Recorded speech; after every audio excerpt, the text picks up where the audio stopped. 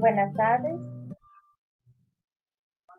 Buenas tardes a cada uno de ustedes. Agradecemos la espera y el estar con nosotros el día de hoy en esta actividad de capacitación de Sequinet. Buenas tardes, doctor Bosco. Bienvenido a nuestra actividad. La tarde de hoy tenemos al doctor Bosco que va a continuar dándonos la capacitación en cuanto a farmacovigilancia, y el tema que vamos a estar desarrollando el día de hoy es errores de medicación, eventos adversos asociados al uso de productos falsificados y fraudulentos. Esto será impartido por el doctor Francisco Bosco Cortés de El Salvador. Bienvenidos cada uno de ustedes a esta tarde. Espero que la actividad y la enseñanza les sea de utilidad para su desarrollo profesional. Podemos continuar. La siguiente, Larisa, por favor. Muy bien. ¿Cómo se va a desarrollar nuestra actividad la tarde de hoy? Pues vamos a tener unas palabras de una servidora, Lorena Serna, luego las palabras de la licenciada Lucrecia de Jase, y vamos a estar presentando la hoja de vida del doctor Bosco Cortés. Aunque la mayoría pues ya conocemos este resumen de hoja de vida, hay algunos que son nuevos en esta actividad y vamos a tener a bien presentar. Luego se va a tener el desarrollo de la actividad, preguntas de los participantes, y se les va a estar haciendo el recordatorio de llenar tanto el formulario de asistencia como el formulario de evaluación de nuestra actividad. Bien, es para Sequinet, el Centro Guatemalteco de Información de Medicamentos de la Escuela de Química Farmacéutica, un honor estar con ustedes y tener al doctor Francisco Bosco Cortés en esta capacitación. Gracias, doctor Cortés. Bienvenido sea usted nuevamente a nuestra actividad. Es un amigo muy querido y que nos brinda siempre su apoyo y su experiencia en estas capacitaciones. Así que forma parte ya del equipo de Sequinet, como lo he dicho muchas veces. Así que bienvenido sea usted, y le voy a dejar en el uso de la palabra a nuestra directora de escuela, la licenciada Lucrecia de Jase. Licenciada Luqui, bienvenida. Gracias, Lorena. Buenas tardes a todos. Sean bienvenidos una vez más a una de las actividades que se han programado como parte del Diplomado en Farmacovigilancia de Productos Biológicos que organiza el Centro Guatemalteco de Información de Medicamentos, CEGIMED, coordinado por la maestra Lorena Serna, a quien extiendo una felicitación, y al equipo de trabajo que ella coordina para realizar todas las actividades del centro que son de tanta ayuda para la población guatemalteca en general. Pero sobre todo estas actividades académicas se han desarrollado con mucho esfuerzo y cariño, por supuesto, para los colegas químicos farmacéuticos como parte del programa de formación de egresados de la Escuela de Química Farmacéutica. De parte de la escuela, doy la más cordial bienvenida a todos los asistentes a la conferencia de esta noche, que ha sido titulada Errores de medicación, eventos adversos asociados al uso de productos falsificados y fraudulentos. Gracias a nuestro profesor invitado, el licenciado Juan Francisco Bosco Cortés, amigo y colega de El Salvador, que nos acompaña una vez más para ofrecer y compartir sus conocimientos para fomentar la farmacovigilancia en nuestro país. Doy la más cordial bienvenida a todos los presentes a esta actividad, deseando que sea de mucho provecho para cada uno de ustedes, agradeciendo la sintonía en fin de semana. Siempre están acompañándonos los días sábados, contando con la presencia de colegas, egresados, alumnos de Guatemala, y también tenemos la presencia de colegas de otros países. Sean cada uno de ustedes bienvenidos a esta actividad. Nos da gusto leer en el chat que tenemos colegas de El Salvador, de Honduras, de Costa Rica, de Panamá, de México, de República Dominicana, han estado muy presentes, y de otros países de Latinoamérica. Así que para cada uno de ustedes, bienvenidos y una feliz noche. Gracias, Lore. Bienvenidos a nuestra actividad.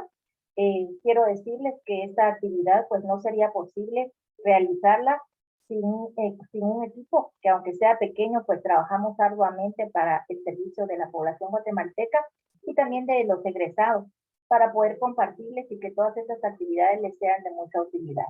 Sin más, como les comenté inicialmente, muchos de ustedes pues ya tienen a bien conocer la hoja de vida, el resumen de hoja de vida del doctor Bosco. Sin embargo, hay algunos colegas que son nuevos en la sala y para ellos pues voy a recordar esta hoja de vida del doctor Bosco. El doctor Francisco Bosco Cortés tiene una licenciatura en Química y Farmacia de la Universidad del Salvador, un posgrado avanzado de farmacovigilancia y asuntos regulatorios de James Lynch Institute, New York, USA. Especialización como formador de formadores en profesiones de la salud, Euronova Business School. Especialización en biofarmacia, Euronova Business School. Una maestría en administración y dirección de empresas de la Escuela de Negocios de Barcelona, Universidad Isabel I. Especialización en farmacovigilancia, Colegio Oficial de Farmacéuticos de Madrid.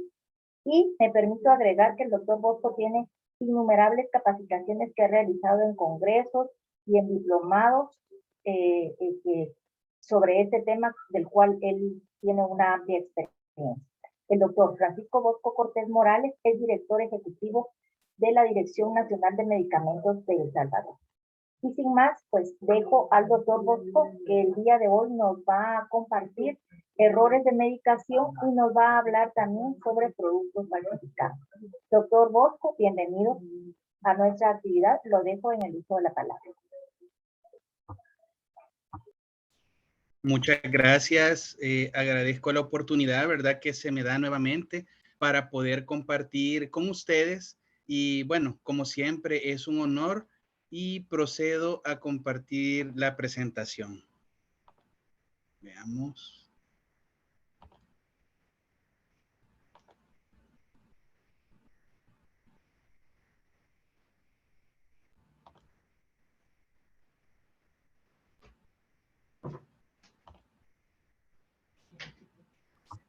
Ya, doctor Bosco, ya puede compartir.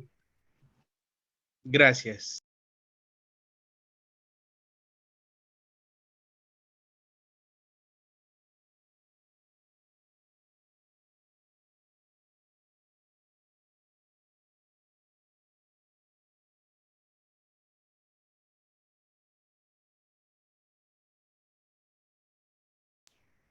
Bien. Solo me confirman si logran ver la presentación, por favor. Sí, doctor, se ve y se escucha perfectamente. Perfecto.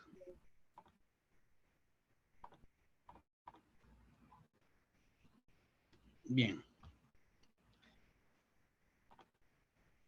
Bueno, como bien han dicho las maestras, el tema de este día es errores de medicación, eventos adversos asociados al uso de productos falsificados y fraudulentos. Bien, como en toda presentación de farmacovigilancia, es importante tener a la mano algunos conceptos básicos que de alguna forma nos van a permitir orientar de una mejor manera las bases generales, ¿no?, de lo que vamos a abordar. En ese sentido, me gustaría con ustedes compartir algunos datos básicos que nos van a ir llevando a esos conceptos. Por ejemplo, es importante conocer cuáles son los costos económicos asociados a una reacción adversa a medicamento. Y les voy a hablar de reacción adversa a medicamento como un concepto genérico que después sabemos que se tiene que comprender como parte de lo que llamamos problemas relacionados a medicamentos y que dentro de ese gran concepto están las RAM, los ESAVI, los errores de medicación, ¿verdad?, fallas terapéuticas, etcétera. En ese sentido, es importante esto porque muchas veces, y nos vamos a dar cuenta en la parte, tengo esta presentación separada en una parte teórica y una parte, digamos, no tan práctica, pero sí les quiero mostrar algunos aspectos técnicos, prácticos de la evaluación de errores de medicación. Entonces, para comprender que muchas veces se dan problemas al momento de clasificar como tal un evento y muchas veces se puede confundir una reacción adversa con un error de medicación. Pero viéndolo de una manera macro, como RAM, ¿verdad? Ese término, es importante saber que al menos cada año 2.2 millones de pacientes sufren de una RAM grave. Las admisiones hospitalarias debido a reacciones adversas ocupan más del 10% en algunos países. Y aquí, al verlo de esa manera genérica, podríamos entender que dentro de ese 10% muy probablemente van errores de medicación. Más del 20% del presupuesto de salud es empleado en complicaciones producidas por fármaco. Recordemos que dentro de estas complicaciones pueden haber errores al momento de prescribir, errores al momento de dispensar, errores al momento de preparar un medicamento, errores al momento de utilizarlo, ¿verdad? Entonces, es tan grande la cadena de distribución del fármaco que no solamente podemos inducir o intuir que las complicaciones se deban a una RAM en esencia, sino que también puede haber la intervención de un error de medicación. Desde 1995, el costo asociado a los problemas relacionados con los medicamentos se ha ido duplicando. Las reacciones adversas resultan en más de 770,000 lesiones y muertes cada año y costos de hasta 56 millones de dólares por hospital. Bien, con eso tenemos un preámbulo que a nosotros nos da una idea somera de el impacto económico que puede tener el tema relacionado al mal manejo de una RAM, inclusive cuando hay errores de medicación que me pueden llevar a una reacción adversa a medicamento. Bien, en ese sentido es importante recordar dentro de los conceptos básicos las clasificaciones de las reacciones adversas. Recordemos que las reacciones adversas se pueden clasificar por la severidad, por el mecanismo de producción o de acuerdo a la imputabilidad. Cuando hablamos de la severidad, hablamos de si son reacciones adversas serias, no serias, ¿verdad? Las reacciones no serias son reacciones menores, no afectan la actividad cotidiana del paciente y tampoco requieren tratamiento. Generalmente a lo que se le llama cefalea, por ejemplo, es una reacción adversa menor y que es bastante común para una gran variedad de fármacos.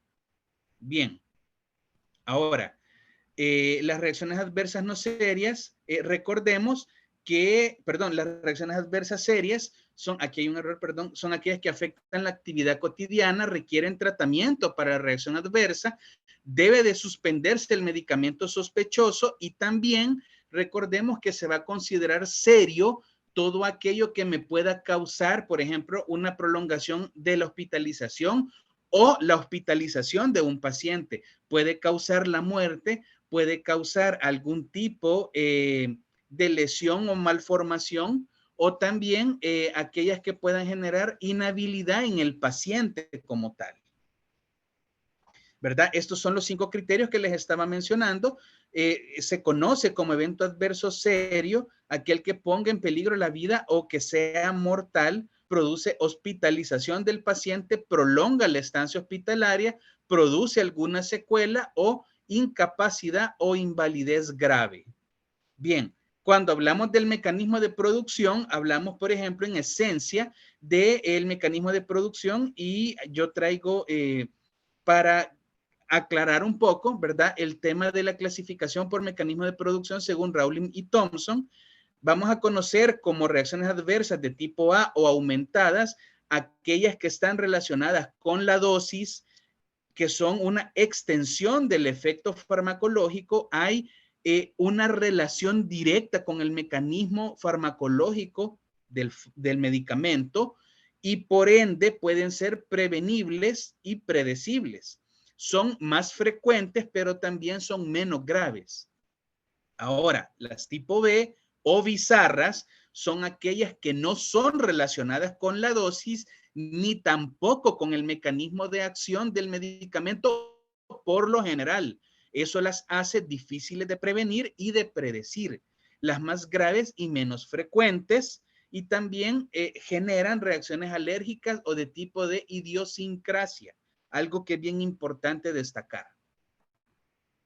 Hay otras, por ejemplo, las tipo C o crónicas, relacionadas con la acumulación del fármaco, son bastante infrecuentes y de baja incidencia. Por ejemplo, el uso de corticoides y el síndrome de Cushing, ¿verdad? Es una reacción adversa crónica. Las delayed o retrasadas tipo D aparecen tardíamente relacionadas con dismorfogénesis, por ejemplo, cáncer o malformaciones congénitas, ejemplo, la talidomida y la focomelia, ¿verdad? Que es bien conocido por nosotros en el ámbito de la farmacovigilancia. Cuando hablamos de este tipo de reacciones adversas, es un ejemplo bastante impresionante porque marcó, digamos, un hito en la vida de la farmacovigilancia como ciencia. Tenemos también las reacciones adversas tipo E o end use o finalización de uso, y son aquellas que aparecen al suspender un fármaco, especialmente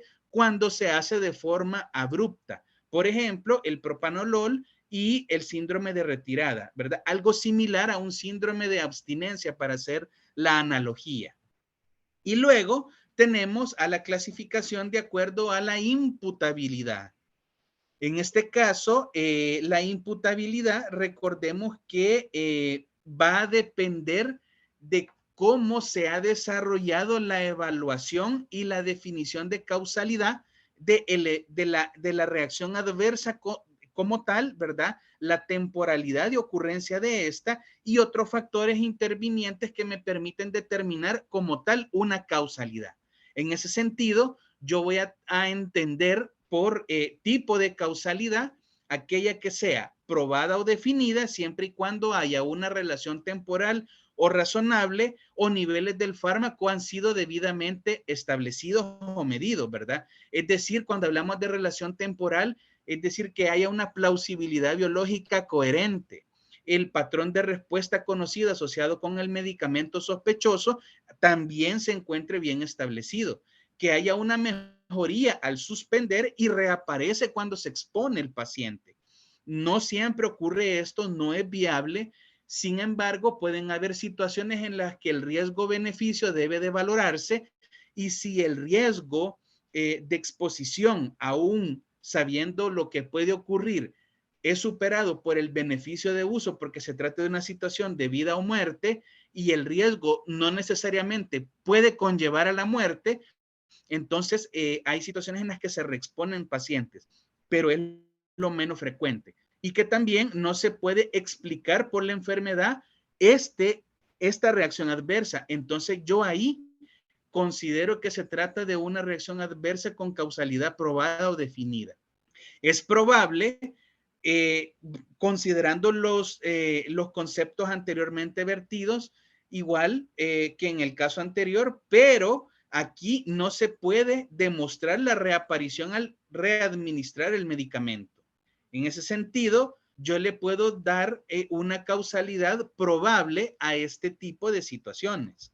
Puede ser posible si existe una plausibilidad biológica o relación temporal razonable, puede o no seguir un patrón conocido y se puede explicar por el estado clínico del paciente, ya sea por la enfermedad o por otros medicamentos. Aquí entra errores de medicación potencialmente asociados a la interacción fármaco-enfermedad o error de medicación por interacción fármaco-fármaco, ¿verdad? Entonces, ahí van entrando de manera indirecta el tema de errores de medicación, y por eso es importante tener claro este marco de conceptos. Se va a considerar causalidad improbable cuando se esté relacionado con otros factores diferentes al medicamento sospechoso. Ahí voy a considerar que se trata de algo improbable. Y condicional porque es imprescindible obtener más información para poder definir la causalidad como tal. Y se considera inclasificable cuando definitivamente no hay una asociación y no cuento con la información mínima necesaria para establecer un patrón de causalidad. En ese sentido, tenemos cómo puede ser el marco de las diferentes clasificaciones de una reacción adversa. Ahora, algo que he compartido a lo largo de las diferentes presentaciones y que en este caso tiene que ver también con errores de medicación, es el alcance de la farmacovigilancia. Cuando hablamos de errores de medicación, hablamos de un componente fundamental de la farmacovigilancia. Acá hay mucha relación, no solo con el ámbito hospitalario, no solo con la atención que pueda tener un paciente ambulatorio o algo que puede ocurrir directamente en casa, sino que es un componente que va muy relacionado con la farmacovigilancia. Nuevamente, insisto, según el manual de indicadores de la OMS de farmacovigilancia, establece que el alcance de la farmacovigilancia incluye reacciones y eventos adversos a medicamentos, interacciones medicamentosas, abuso y mal uso de medicamentos, falta de eficacia, eventos adversos y reacciones adversas asociados a medicamentos falsificados y, por supuesto, lo que nos trae a la presentación de este día, errores de medicación, ¿verdad? Es un alcance directo de la farmacovigilancia el tema de errores de medicación. Bien, puede ocurrir un error de medicación con cualquiera de estos productos que cubre la farmacovigilancia, con un medicamento como tal, con productos a base de plantas medicinales, con un producto biológico, como el caso de las vacunas, ¿verdad? O como el caso de el factor 8, el factor 9, el factor surfactante, otros productos biológicos, con los hemoderivados, con los medicamentos tradicionales y complementarios y, por supuesto, con aquellos fármacos que vienen precargados en dispositivo médico o que requieren de un dispositivo médico para poder llegar al paciente. Bien, la farmacovigilancia como una herramienta estratégica. Aquí recordemos que es importante considerar que muchas veces la farmacovigilancia en su conceptualidad se considera una ciencia, ¿no? Y una ciencia generalmente me permite disponer de herramientas. Entonces, en este caso, una herramienta muy potente que me permite la farmacovigilancia es a través del conocimiento científico poder detectar señales alertantes. Entonces, yo voy a tener detección de señales alertantes a través de validación de prescripción médica como una herramienta fundamental en los servicios hospitalarios. Traigo esto a colación porque hay un componente muy importante cuando hablamos de errores de medicación que tiene que ver con el ámbito hospitalario. En eso es importante considerar que pueden haber detección de señales alertantes a través de la validación de la prescripción médica a través de 5 mecanismos. El primero de ellos, el monitoreo de fármacos alertantes de posibles efectos adversos a medicamentos, la monitorización de diagnósticos alertantes, la monitorización de interacciones de medicamentos de importancia clínica, la monitorización de alergias a medicamentos y, por supuesto, el uso de datos de laboratorio para detectar y prevenir reacciones adversas cuando aplique.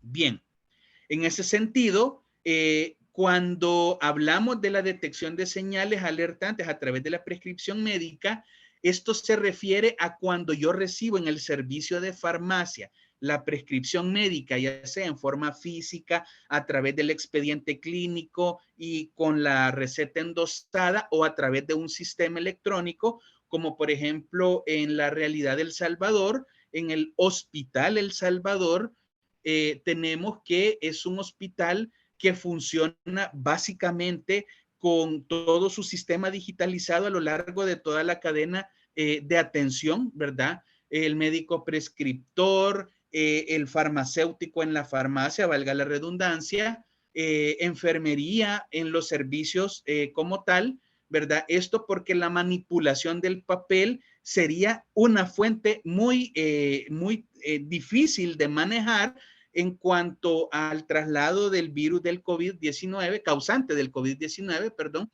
Entonces se pensó desde un inicio en el no manejo de papel o minimizarlo en su máxima expresión y por eso el hospital nace como tal con un sistema que permite toda esta cadena de atención y por supuesto la prescripción médica y la dispensación del medicamento es electrónico. Entonces, indistintamente del mecanismo que se tenga en papel o electrónico, es importante que cuando se recibe la prescripción médica podamos identificar fármacos trazadores de posibles reacciones adversas y la relación que estos fármacos pueden tener con diagnósticos alertantes, ¿verdad? Por ejemplo, cuando se solicita el fármaco acetilcisteína, recordemos que la acetilcisteína como tal es un principio activo que se ocupa como un agente fluidificante del moco, ¿no? En una persona que está pasando por un proceso alérgico o por un proceso de una gripe, un proceso catarral y que hay tos productiva, ¿verdad? Entonces, para aquellas personas que tienen dificultad de expectorar, la acetilcisteína ayuda a poder fluidificar un poco esa mucosidad.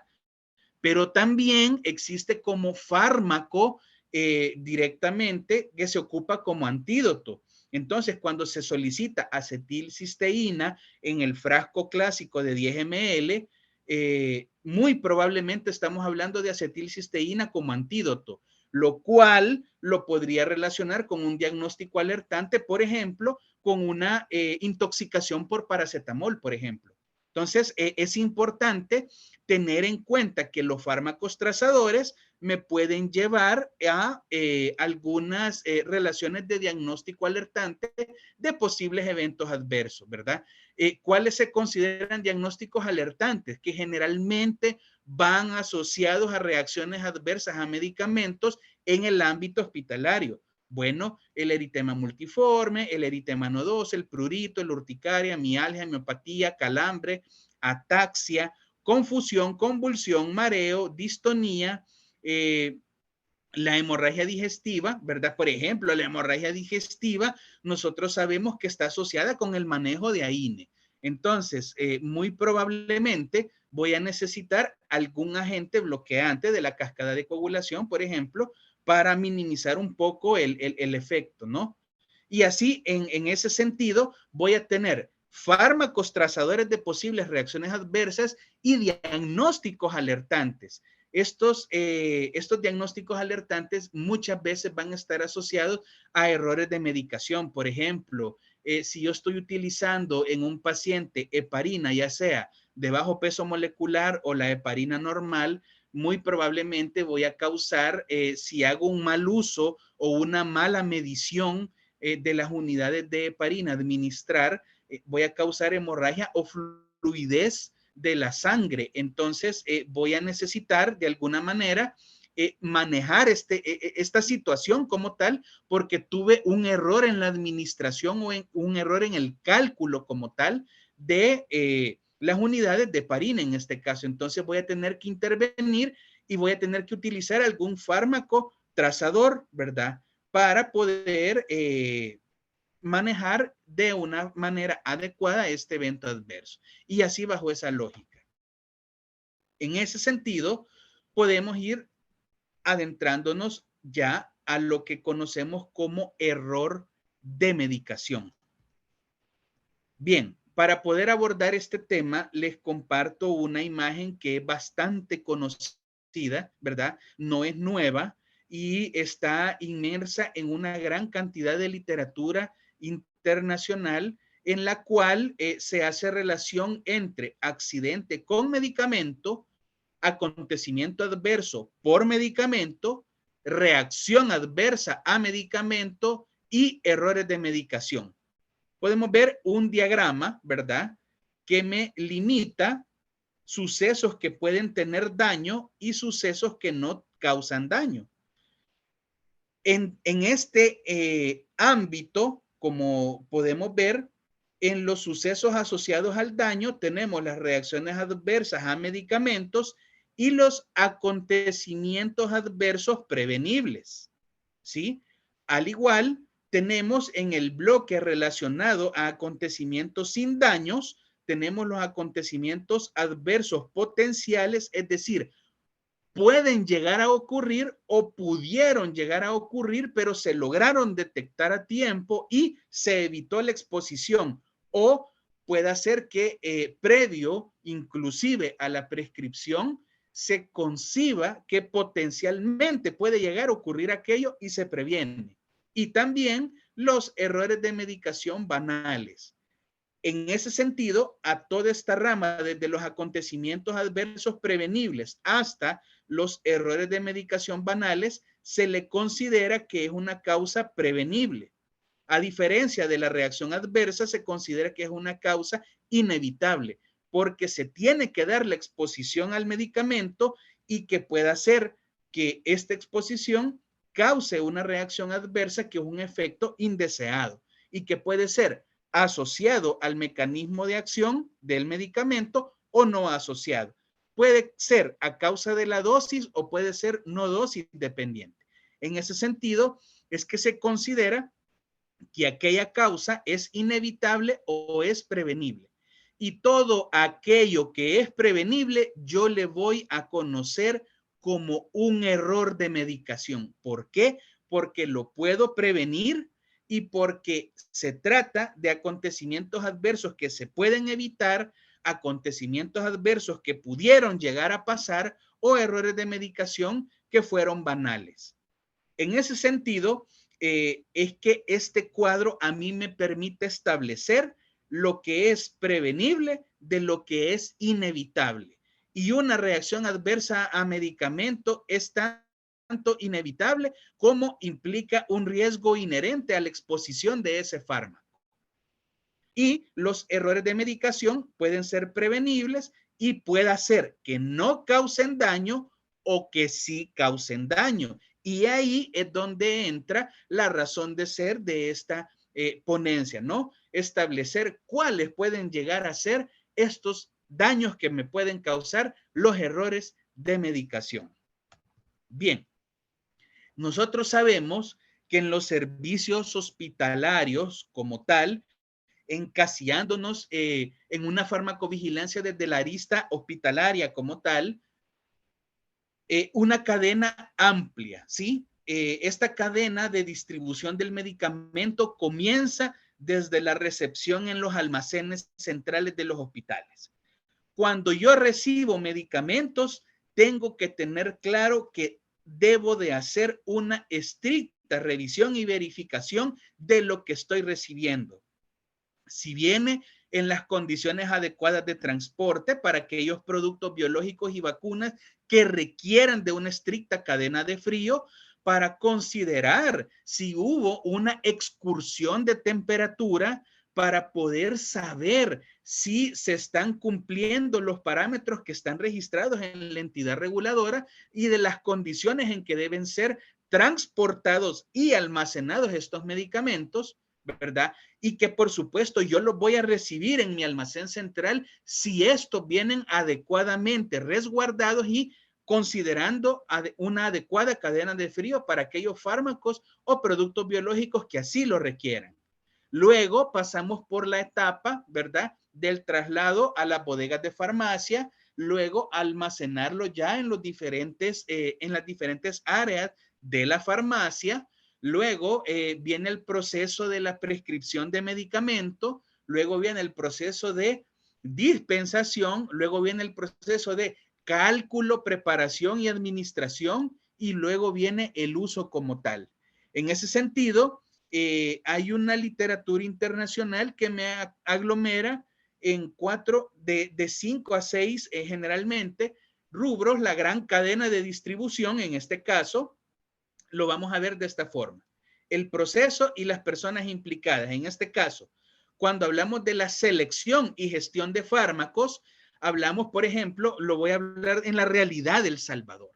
En El Salvador, nuestro Ministerio de Salud necesita disponer de un listado oficial de medicamentos que genera el ente regulador, ¿verdad? El ente regulador es el encargado de establecer un listado oficial de medicamentos, y el sistema de salud, a través de cada una de sus instituciones constituyentes, genera un listado institucional de medicamentos que le da un nombre X. Por ejemplo, el Ministerio de Salud de El Salvador ha generado lo que conocemos como Listado Institucional de Medicamentos Esenciales, LIME. o el Instituto Salvadoreño del Seguro Social tiene el listado oficial de medicamentos, ¿verdad? Y es válido porque es para su institución.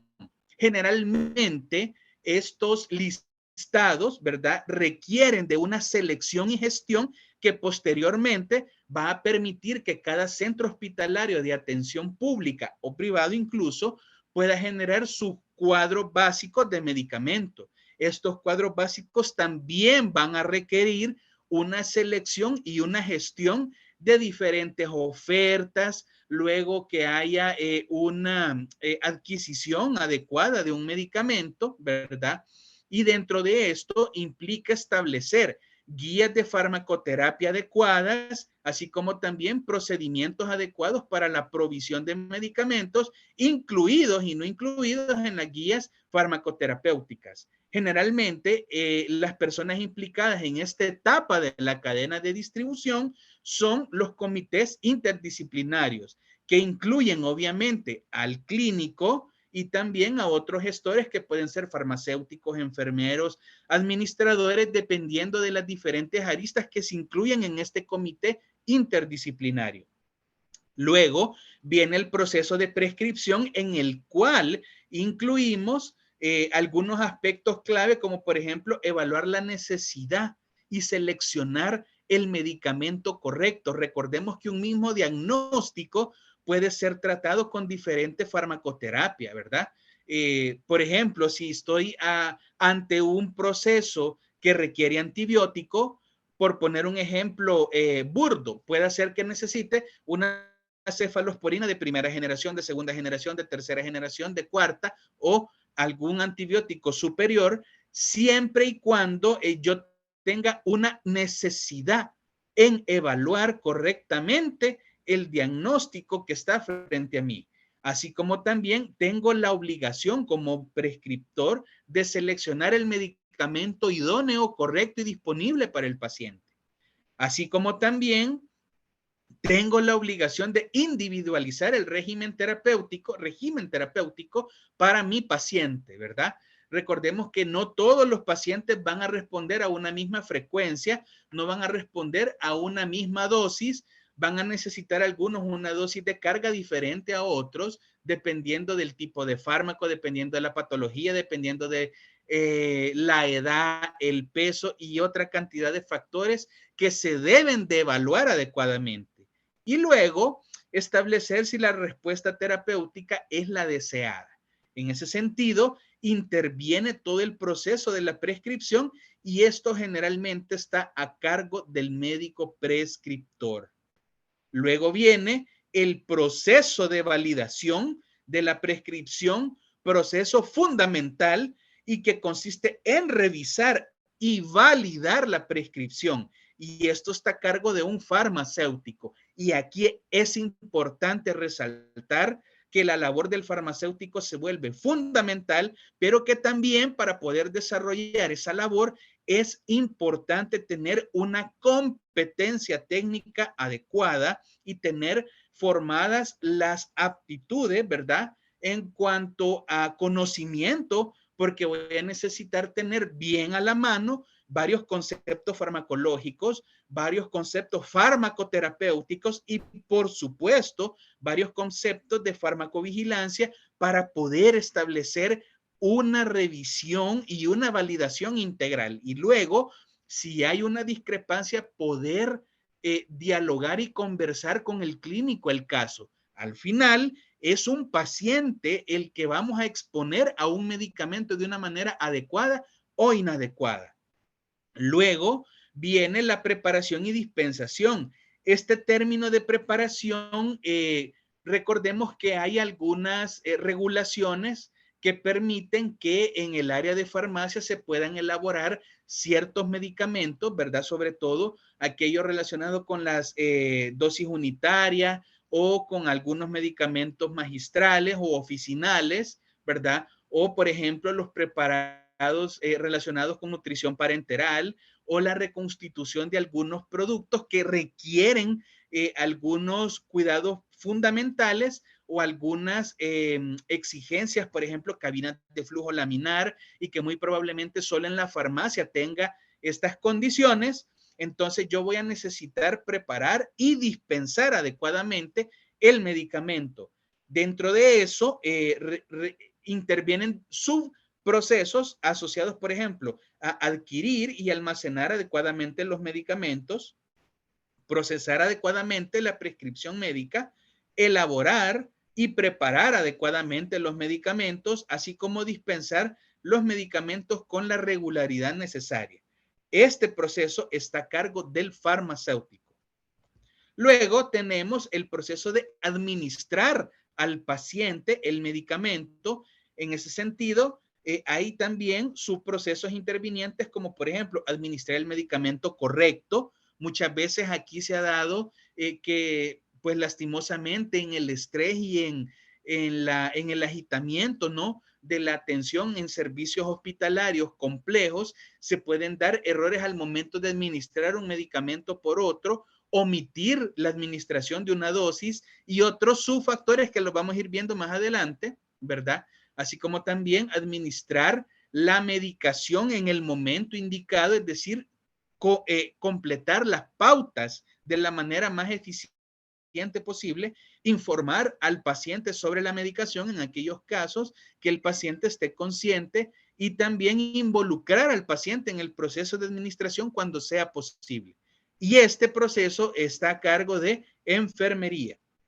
Luego viene el proceso de seguimiento, un proceso fundamental, ¿verdad?, que debe de ser lo más integral posible en pro de nuestros pacientes, lo cual consiste en monitorizar y documentar la respuesta del paciente, identificar y notificar reacciones adversas y errores de medicación, así como también reevaluar la selección de medicamentos, dosis, frecuencia y duración del medicamento. En ese sentido, se involucra todos los profesionales sanitarios, el paciente mismo y los familiares. Entonces, como podemos ver, los procesos y componentes del sistema de utilización de medicamentos en los sistemas hospitalarios y las personas en sí mismos, por ejemplo, para pacientes ambulatorios o pacientes que desde casa no se medican, es importante conocer toda esta cadena,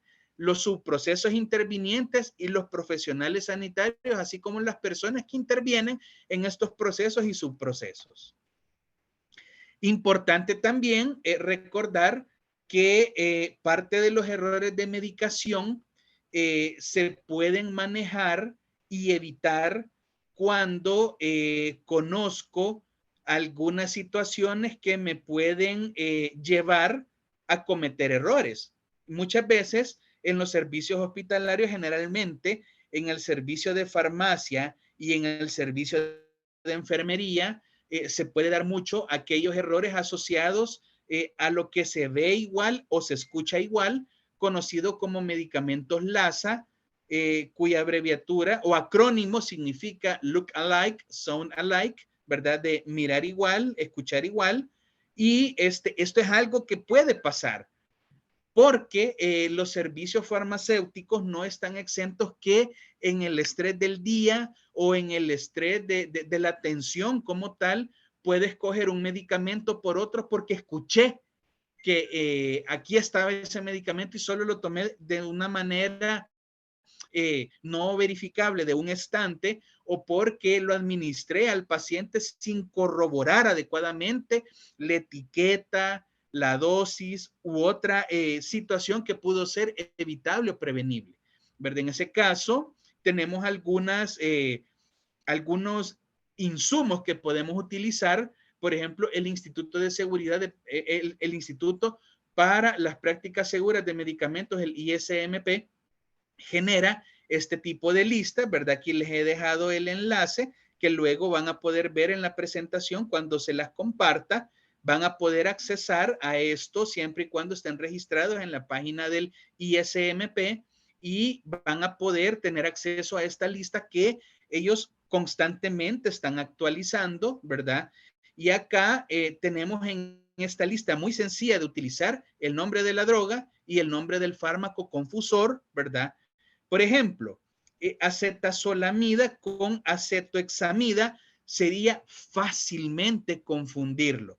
Y recordemos que muchas veces los servicios hospitalarios en farmacia, sobre todo, cuando me llega el medicamento, se adjudica por lo general a un mismo fabricante cierto bloque de medicamentos y generalmente cuando no ha habido una regulación estricta, las etiquetas de todos los productos hospitalarios de un mismo fabricante muchas veces suelen llevar el mismo fondo, el mismo tipo de letra, el mismo, por ejemplo, para las ampollas, color de ampolla, serigrafiado, o el mismo, cuando son viales, el mismo flip top, flip off, ¿verdad? Y esto confunde, porque en el día a día muchas veces se hace muy corto el tiempo y solo se agarra, y ahí en ese solo se agarra hay confusión y se puede tomar un fármaco por otro, ¿verdad? Entonces es importante conocer esto. Bien, tenemos otras herramientas como por ejemplo el MEDRA, ¿verdad? El MEDRA es el Diccionario Médico para Actividades Regulatorias y es una herramienta muy, muy potente que es fundamental poderla ir conociendo, sobre todo, como lo dice el nombre, para poder estandarizar ciertas actividades regulatorias, ¿verdad?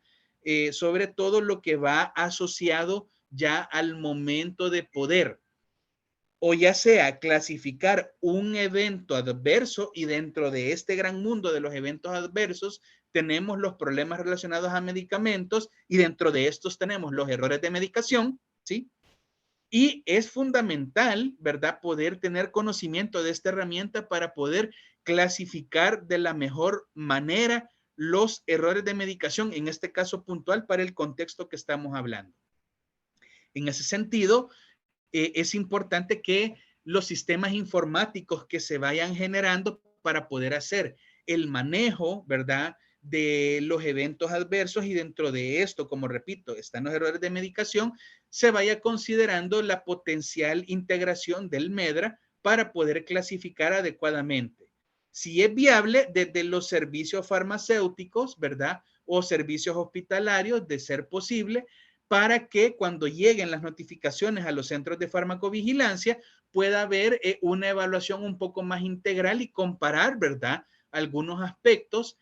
Se asocia generalmente a que en los centros de farmacovigilancia se debe hacer la clasificación, pero también es importante conocer la opinión técnica de los notificadores. Entonces, ahí es donde se vuelve un poco fundamental que también se pueda tener acceso al proceso de clasificación previa por parte de los notificadores.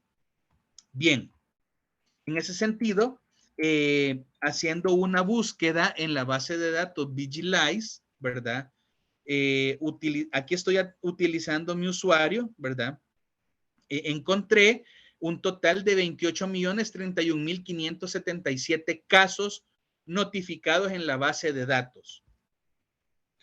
Cuando yo hago una búsqueda en los filtros de Vigilize, voy a tener que estos filtros me permiten buscar medicamentos, reacciones adversas, y en el bloque de reacciones adversas existe lo que se conoce como el SMQ o Standardized MEDRA Query o búsqueda estandarizada de MEDRA, lo cual consiste en algunos grupos, ¿verdad? Como lo decía acá el concepto, consulta estandarizada de MEDRA, son herramientas desarrolladas para facilitar la recuperación de datos codificados por MEDRA, como un primer paso en la investigación de problemas de seguridad de medicamentos en farmacovigilancia y también en el desarrollo clínico.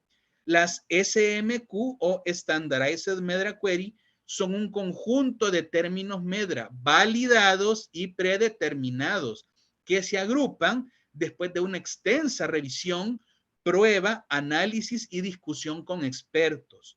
También son una característica única de MEDRA, algo que es fundamental, y proporcionan una herramienta sólida para respaldar el análisis y por aparte generar informes de seguridad. Muy importante eso. Los temas de las SMQ están destinados a abordar los importantes temas de farmacovigilancia que necesitan los usuarios reguladores y la industria. Muy importante. Las SMQ se mantienen en cada lanzamiento de Medra a través de la MSSO. Bien, recordemos que el Medra se actualiza 2 veces al año. Ahorita ya tenemos la actualización 24.1, ¿verdad? Y regresando a lo que estábamos, cuando yo ocupo uno de los filtros de búsqueda de eventos adversos, en mi caso particular, cuando voy a dedicarme a analizar errores de medicación, lo hago a través del SMQ, ¿verdad? Porque el SMQ lo que hace, el SMQ de errores de medicación es que me agrupa todos los posibles errores de medicación que pueda tener en la base de datos. Entonces, haciendo una búsqueda por SMQ, resulta que de estos 28 millones de notificaciones o ICSR, ¿verdad? 1.765.210 casos están asociados a cualquier tipo de error de medicación, ¿verdad? Algo que representa el 6.3 de las notificaciones que se han vertido en Vigilize.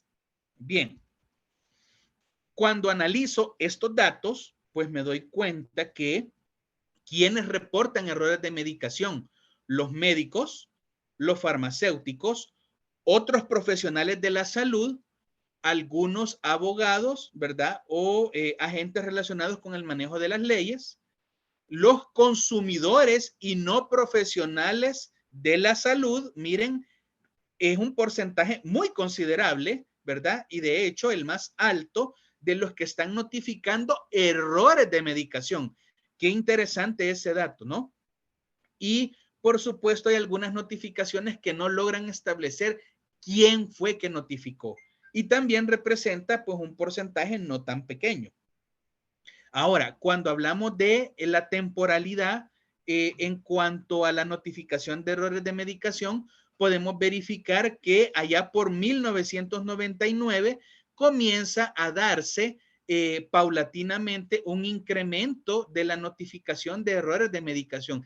Y fíjense que esto va bastante amarrado con la literatura internacional, porque allá por 1996, 1998, tanto en España como en otras partes del mundo, pero al menos dentro de mi conocimiento, humilde conocimiento, la literatura que he consultado en España, a partir de 1996 al 98, hubo una explotación muy grande sobre este concepto de error de medicación. Hay mucha literatura, muy buena, por cierto, como es casi siempre de esperarse de España, ¿no? En donde el sistema español de farmacovigilancia y también el sistema español de farmacia hospitalaria ha generado bastante literatura acerca de errores de medicación y mucha data de estas fechas. Algo bien interesante de conocer. Entonces, allá por 1999 comienzan a darse una cantidad de sucesiones de notificación de errores de medicación que con el tiempo se han ido manteniendo. Miren qué curioso, al verificar el año 2019, 2020 y 2021 a la fecha. El 2020 fue ligeramente más bajo en tasa de notificación en cuanto al 2019, pero el 2021 falta todavía un trimestre para que acabe el año y ya superó ligeramente al año 2020. Y muchos de estos errores de medicación van a estar asociados con el proceso de inmunización por otras vacunas y también por las vacunas de COVID-19, ¿verdad? Que es importante y transparente mencionarlo. Bien, se mantiene, fíjense que yo en el año 2019, no, miento, a inicios del 2020 hice un análisis asociado con errores de medicación y este análisis con el tiempo no varía. Resulta que cuando ya evaluamos por tipo de error de medicación y analizamos la incidencia por tipo, resulta que un 60% de los errores de medicación notificados de los que les acabo de mostrar contiene ese 60% 5 categorías fundamentales de error de medicación. Estos son error en la administración del fármaco, error al momento de prescribir, error durante la dispensación, error durante la preparación y error por la interacción fármaco-fármaco. Como ustedes pueden ver, justamente la cadena de distribución que acabamos de analizar refleja no menos del 60% de la tasa de errores de medicación notificado. Curioso, porque cuando hablamos de la administración hablamos de el área de enfermería. Cuando hablamos de error de la prescripción, hablamos del prescriptor o del clínico. Cuando hablamos de error durante la dispensación, estamos hablando del servicio de farmacia y los farmacéuticos. Y cuando hablamos en el error de preparación, también tiene que ver, aquí es un poco combinado, pero generalmente tiene que ver con el área de farmacia. Recordemos que también hay algunos medicamentos que se preparan en el servicio de enfermería, sobre todo aquellos que tienen que ver con la reconstitución y las soluciones reconstituyentes. No siempre se elige la más adecuada y esto me puede llevar a un error de preparación, ¿verdad? Que puede ser evitable y que puede ser a la vez prevenible, ¿verdad? Conociendo pues un poquito más la adecuada dilución de los medicamentos. Y la interacción fármaco-fármaco, que aquí también hay una responsabilidad que puede ser combinada, ¿verdad? Porque tanto el médico prescriptor debe conocer lo que otros médicos especialistas han prescrito, es obligación para poder verificar si no va a haber un choque, ¿verdad? O el riesgo-beneficio se mantiene inclusive en esa prescripción y el riesgo de prescribir, aunque sé que puede generar una interacción, no es superada por el beneficio inherente del uso, en este caso, ¿verdad? También el farmacéutico a través de la validación de la prescripción debe de verificar, obviamente, si hay una interacción fármaco-fármaco, y en el servicio de enfermería, pues también se podría evitar haciendo una ligera validación. Bien, cuando hablamos de los criterios de seriedad, cuando asociamos la seriedad de los errores de medicación, resulta que un 14% de los errores de medicación que se consideran serios albergan las categorías de muerte o prolongación de la hospitalización. Y este porcentaje no ha variado, al menos desde el análisis que les comento que yo hice desde el año pasado, ¿verdad? Se mantiene en ese 3% y en este 11% de proporcionalidad en cuanto a errores de medicación que se consideran serios. Bien. Doctor Bosco, curioso. Buenas tardes. Cuando usted considere pertinente, podemos hacer el receso. Si gustan, podemos. Muy bien. Podemos hacer, si gustan, una pausa en este momento, ¿verdad? Y de ahí continuamos para poder tener la idea completa. ¿Le parece? Y si a usted le parece, ahorita hacemos el receso y al regresar, ¿usted nos podría hacer favor de resolver las preguntas que ya están en el chat? Sí, con gusto, claro que sí. Muy bien. De acuerdo. Gracias, doctor. Si nos hiciera favor de dejar de compartir para poder poner el QR del asistente. Muchas gracias.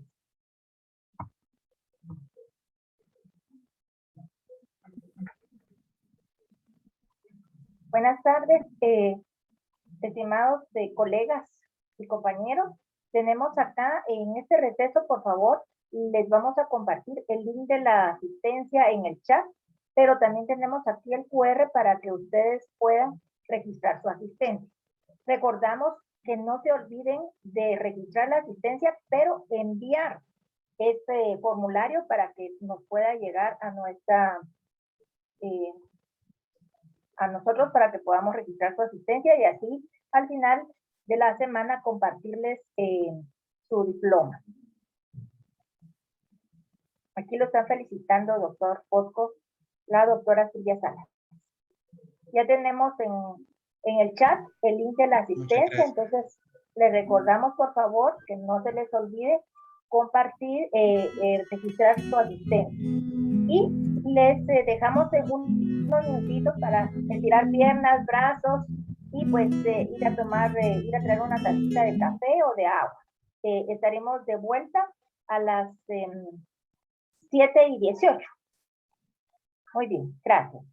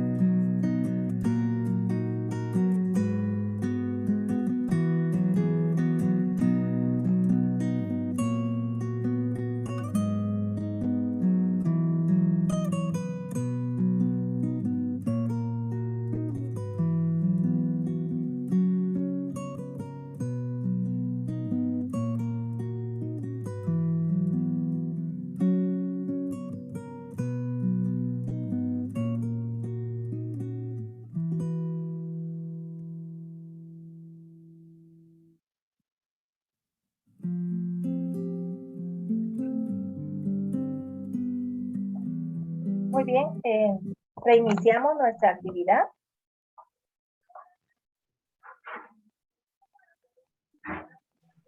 Ok, de acuerdo. Y tenemos algunas preguntas en el chat. ¿Le parece bien, doctor, si se las leo o las quiere Sí, leer usted? la saqué por aparte, en el chat vi 2 y en la sección de preguntas y respuestas Hay vi, otras, sí. sí, vi 3. Bien, en Unas cuanto a son... las que vi, sí, en las que vi en el chat, por ejemplo, ¿qué ejemplo de errores de medicación podrían considerarse banales? Esta pregunta también está en la sección de preguntas y respuestas. Bien, ¿cuáles serían banales? Son aquellos errores de medicación, ¿verdad? Que como su nombre lo dice, tienen un interés prácticamente nulo porque se lograron interceptar, se lograron prevenir antes de llegar a un proceso de exposición. Por ejemplo, digamos que tenemos ceftazidima y cefotaxima y yo agarré para poder dispensar la ceftazidima y correspondía a cefotaxima, pero me di cuenta a tiempo, regresé el medicamento y sustraje nuevamente el que corresponde y lo dispenso adecuadamente. Entonces, ¿hubo un error de medicación? Lo hubo, pero fue banal porque se logró interceptar, se previno y se dio lo que correspondía. Para poner un ejemplo somero, ¿verdad? De que se podría clasificar como un error de medicación banal. Bien, la siguiente pregunta dice, ¿cuál es la mejor metodología para la evaluación y clasificación de un error de medicación?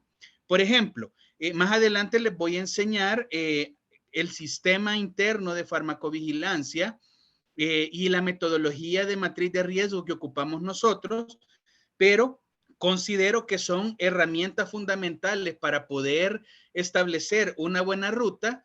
Por ejemplo, establecer un modelo del queso suizo sirve como una metodología para poder ir identificando las diferentes causas y las diferentes intervenciones, así como también un Ishikawa sirve mucho. También Ishikawa se ocupa bastante para poder evaluar en tecnovigilancia, ¿verdad? Los incidentes adversos y prácticamente esas dos metodologías yo sugeriría para poder evaluar errores de medicación. Además de aplicar matrices de riesgo para poder definir adecuadamente el impacto del error de medicación y si puede ser prevenible a futuro o si puede tener una alta frecuencia de ocurrencia en el futuro. Entonces, esto se los quiero mostrar y es lo que les mencionaba que tenía preparado como parte práctica, ¿verdad?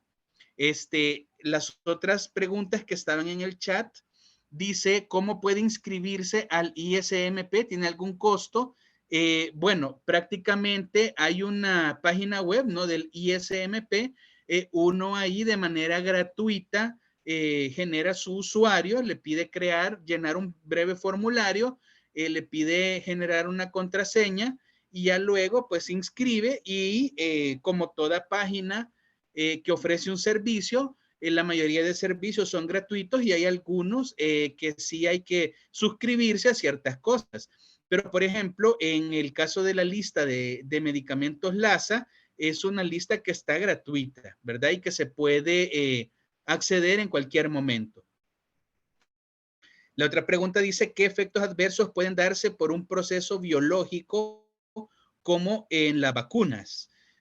Bueno, los eventos adversos de productos biológicos y asociados a vacunas son muy diversos, ¿no? Generalmente los ESAVIs están asociados o los eventos supuestamente atribuibles a la vacunación e inmunización a diferentes procesos, ¿no? Por ejemplo, puede ser en el caso de las vacunas que sean reacciones adversas asociadas a la sustancia adyuvante, a la sustancia activante, puede hacer que sea como tal a la matriz o plataforma de la vacuna y generalmente son reacciones adversas ya descritas y leves, ¿verdad? Cefalea, enrojecimiento en el sitio de aplicación, dolor en el sitio de aplicación, entumecimiento, Hay algunas reacciones adversas que están descritas, que no son de una frecuencia, digamos, muy establecida.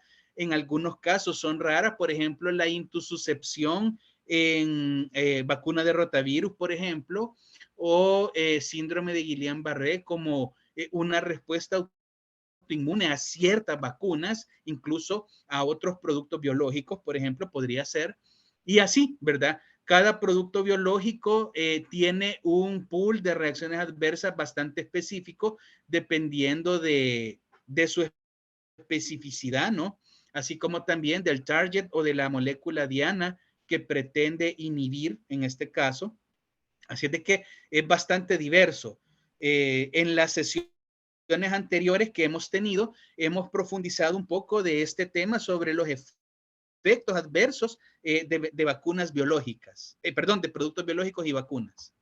Bien, quiero ver si en los hospitales se dan más los errores de medicación, cuáles con las medidas o seguimientos que se dan actualmente para mitigar tal problema y si hay algún plan ya existente para este problema, como pueden comprobar que esté funcionando. Bien, buena pregunta. No lo sé. Esto depende de cada sistema, no en cada país. En el caso puntual del Salvador, comentarles que existe dentro del sistema de implementación de la farmacovigilancia un componente bastante fuerte relacionado con el tema de errores de medicación. Se monitorea, ¿verdad? Por supuesto, en los servicios hospitalarios tiene que haber una intervención bastante efectiva, cuesta, es una situación que ha ido generando complejidad a lo largo del tiempo y que lleva un proceso bastante considerable en cuanto a poder implementar un sistema de monitoreo de errores de medicación. Se dan con bastante frecuencia, suelen ser muy complejos de identificar cuando no hay, como lo mencionan en la pregunta, un adecuado plan de monitoreo. Sin embargo, cuando se llevan los casos de discusión a las mesas de trabajo de los comités farmacoterapéuticos de los hospitales, se abordan estas temáticas y se tratan de brindar soluciones que de alguna manera permitan a futuro poder interceptar y evitar los errores de medicación o cuando ya están ocurriendo, poderlos mitigar adecuadamente. Bien, no sé si me queda alguna otra pregunta para poderla ver o si hay más, pues por favor me las dicen al final para poder continuar. Gracias, doctor Bosco, muy amable. Bien.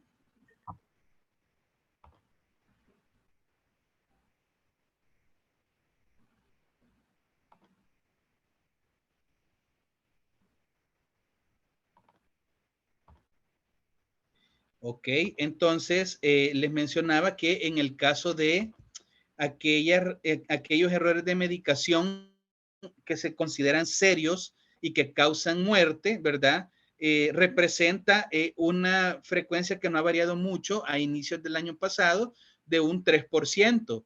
Y los efectos que están asociados a estos errores de medicación que causan muerte se han presentado en toxicidad por varios agentes, así como también sobredosis medicamentosa, así como también parada cardíaca, sobredosis accidental, parada cardiorrespiratoria, hipotensión, disnea, vómito y uso de medicamentos fuera de indicación, ¿verdad? Esto es bastante importante para que se pueda como tener una idea de cuáles son aquellas situaciones que se presentan o acompañan a los errores de medicación que generalmente acaban o han acabado en muerte según lo que se ha reportado. Ahora, ¿cuál es el top de los medicamentos, verdad, que están asociados a errores de medicación que han causado muerte? Bueno, generalmente se han descrito medicamentos como el paracetamol, el fentanil, la morfina, la oxicodona, el ácido acetilsalicílico, la hidrocodona combinada en dosis fija con paracetamol, la digoxina, el metoprolol, la warfarina y la furosemida. Como podemos ver, la mayoría de estos medicamentos existen todavía dentro de los servicios hospitalarios, o algunos ya están retirados, ¿verdad?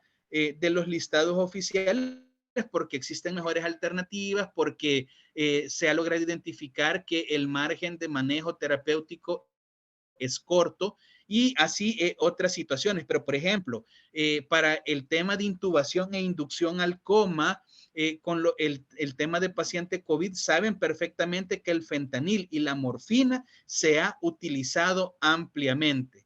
Entonces, es importante comprender que estos medicamentos también tienen un margen de manejo y que también pueden tener un margen que me pueden generar algún tipo de error de medicación.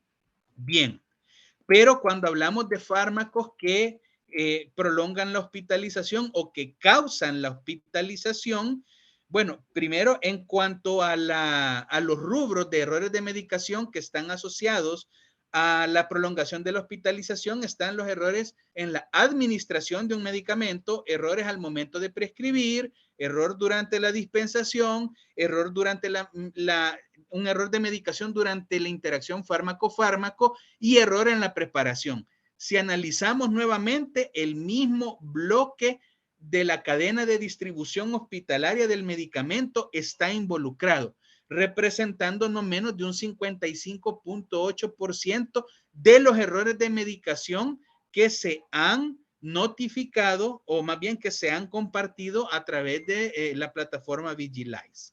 Bien, los medicamentos asociados a este tipo de error de medicación que causa la prolongación o causa la estancia hospitalaria son el ácido acetilsalicílico, la insulina glargina, el paracetamol, la warfarina, el salbutamol, el metoprolol, furosemida, levotiroxina, atorvastatina y pantoprazol.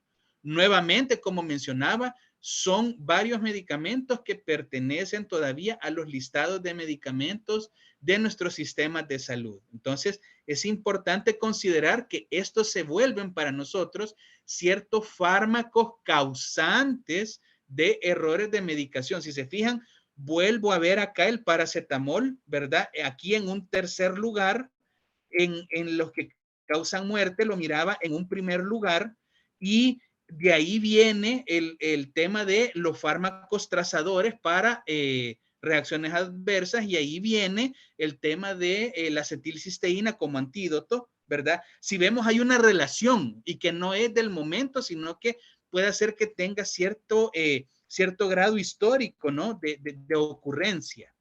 Bien, ahora, ya entrando en la situación de país, les quiero compartir la situación del Salvador, ¿verdad? Como sabrán, El Salvador tiene actualmente en uso el sistema Facedra para poder notificar a través de la interfaz Notifacedra, y esto alimenta el sistema Facedra, pero quiero hacer una aclaración importante. Esto se está haciendo únicamente para el tema de ESAVIS, ¿verdad? Se están notificando los ESAVIS a través de esta plataforma porque al momento que necesitábamos utilizar un sistema y poder compartir en tiempo real las notificaciones y poder acceder y cumplir los requerimientos que solicitaba el mecanismo COVAX, ¿verdad? Necesitábamos tener un sistema que pudiese trasladar en tiempo real las notificaciones al Uppsala Monitoring Center. Entonces, en ese sentido, Facedra ya tenía esta facilidad, pero la Dirección Nacional de Medicamentos de El Salvador estaba trabajando en el desarrollo e implementación de la normativa ICH E2E, ¿verdad? Para poder generar los XML y poderlos trasladar al Uppsala Monitoring Center, lo cual no descarta en un futuro poder utilizar ambas plataformas y que desde la plataforma desarrollada por la Dirección Nacional de Medicamentos se alimente la base de datos de Facedra y así tener siempre el acompañamiento de Facedra a través del SECOMISCA. Muchos de ustedes conocerán al maestro Pilar Alfredo Lagos, un amigo, ¿verdad? Un gran colega que está al frente del uso de esta plataforma y que pues sería más que exitoso poder tener esta comunicación entre sistemas, que es nuestra meta a corto o mediano plazo, y poder integrar la información de un sistema con el otro. En ese sentido, les quiero compartir nuestra experiencia. Entonces, la interfaz del sistema de farmacovigilancia, no para notificar, sino que para evaluar, ¿verdad? Esta es la interfaz que yo veo en la institución, ¿verdad? Así se mira a través de la dirección de intranet admin.farmacovigilancia.medicamentos.gov.sb, la pantalla de inicio. Así se mira. Este es mi usuario actual, su respectiva contraseña, el botón de inicio, y cuando ya ingreso, ¿verdad? Hay una bienvenida por usuario y luego viene la plataforma ya en sí que me permite evaluar. Tengo una sección de notificaciones y tengo una sección de catálogos a donde puedo ir generando las diferentes bases de datos de los referentes de farmacovigilancia y las unidades efectoras de las cuales estos referentes de farmacovigilancia tienen una acción como líderes de farmacovigilancia como tal.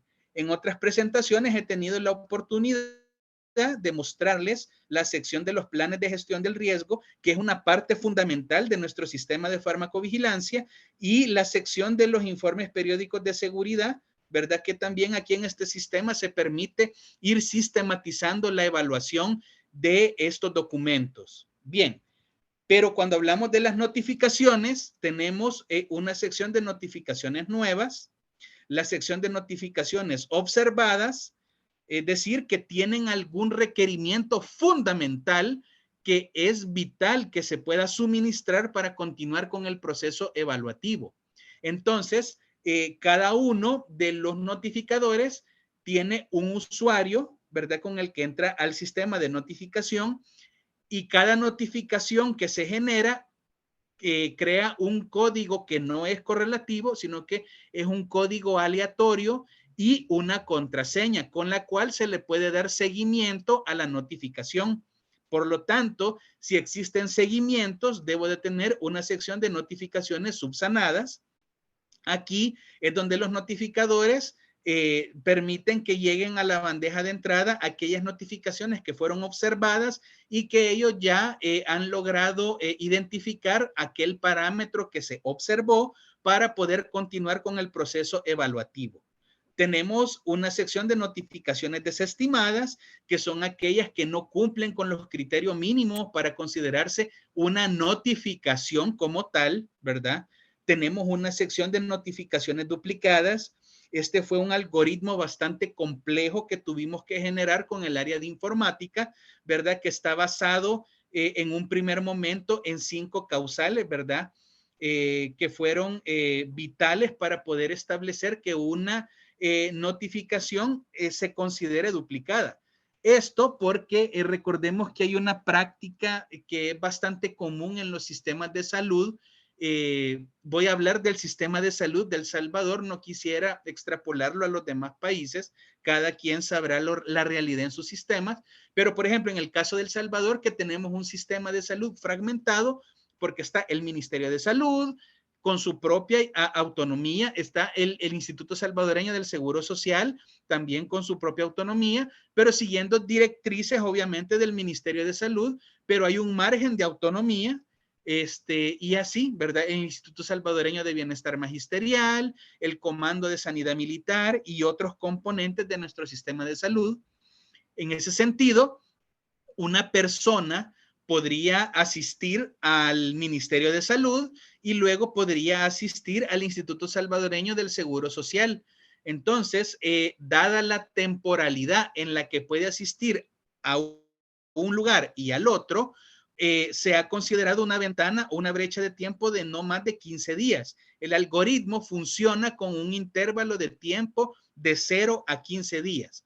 Si en ese intervalo de tiempo una persona asiste a diferentes establecimientos de salud y en ambos establecimientos se hace una notificación relacionada a un evento adverso, ¿verdad? Para hablarlo de manera genérica, el sistema detecta que tenga el mismo evento reportado el mismo medicamento, las mismas credenciales del paciente, y si hay otros dos parámetros que no los recuerdo ahorita, si esto hace un match, entonces lo detecta como una notificación duplicada y manda la notificación a esta bandeja para poder tener un símil de las notificaciones y poder complementar una con otra, o si son iguales o si son totalmente divergentes. Entonces el sistema me permite esa facilidad. También está la sección de notificaciones en proceso de evaluación, que son aquellas que tienen cierta complejidad y no han podido terminar de evaluarse porque hace falta algún dato, porque se trata de un paciente con cierta condición que va llevando un seguimiento. Entonces, digamos que esta es nuestra ventana donde evaluamos los casos. Y tenemos las notificaciones finalizadas, ¿verdad? Que son las que ya tienen un dictamen, y tenemos una sección de reportes, ¿verdad? Que es toda la parte de reportería como tal. Cuando hablamos del historial de notificaciones, nos estamos refiriendo a las notificaciones nuevas, ¿verdad? Entonces, aquí tenemos la entrada de las notificaciones y va quedando un histórico de estas. Tenemos un total de 2.769 registros en este caso, de las que no han sido aún procesadas y que están en proceso de evaluación. Otras que ya fueron evaluadas, por ejemplo, en este caso son el historial de las notificaciones ya evaluadas, ¿verdad? Y que tienen un dictamen. Interesante compartirles a ustedes esto. Miren, tenemos una identificación si se trata de un caso no serio cuando tienen este botón verde, un caso serio si tiene un botón rojo, o un caso letal si se trata de un botón negro, ¿verdad? Entonces, tenemos esa clasificación para poder ir priorizando el proceso evaluativo. Cuando hablamos de la reportería, tenemos esta sección en la cual, como pueden ver, hay una gran cantidad de variables que puedo cruzar para poder obtener cierto tipo de reporte, ¿verdad? Puedo buscar por nombre del paciente, si lo tengo, por las iniciales del paciente, si las tengo, puede ser uno o el otro o ambos, pero uno de los dos es obligatorio. Puedo buscar notificaciones por el sexo, puedo buscar un número de reporte específico por tipo de reacción adversa, por tipo de notificación, puedo buscar por fármaco, puedo buscar por fechas de recepción, hasta en un intervalo de fecha de tal fecha de recepción, o por intervalos de evaluación, evaluadas de tal fecha a tal fecha, o por fecha de notificación del evento, ¿verdad? Recordemos que hay una divergencia entre la fecha en que se notificó y la fecha en la que se recepcionó, porque hay una validación previa para que puedan pasar a las bandejas de entrada. Luego, por fecha de inicio del evento, ¿verdad? Esto es bien importante porque aquí identificamos la plausibilidad biológica desde un inicio, ¿verdad? Puedo buscar por estado, si ya está evaluada, si está duplicada, etcétera. Puedo buscar por unidad efectora, por departamento o por establecimiento, ¿verdad? Puede ser si es de la industria, si es de un hospital, si es del sector salud en general, si es de una farmacia, si es de una droguería, ¿de dónde? Bien. Luego está cuando hablamos de tipo de notificación, si es un error de medicación o un error programático, un evento supuestamente atribuible a vacunación, una falla terapéutica, si se trata de un producto falsificado o fraudulento, o si se trata de una reacción adversa como tal. Bien, en cuanto a las notificaciones de errores de medicación, puntualmente tenemos un total de 226 registros de notificaciones de errores de medicación.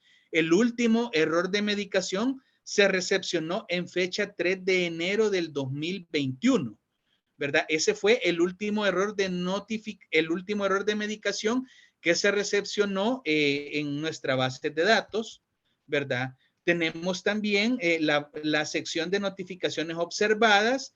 En las notificaciones observadas, como podrán ver, hay algunas que se refieren a errores de medicación, En la desestimadas también tenemos algunos errores de medicación que se tuvieron que desestimar porque no cumplieron con los criterios mínimos establecidos o el tiempo que se dio para subsanar la notificación, pues no se cumplió y se tuvo que archivar la diligencia, en este caso, ¿verdad?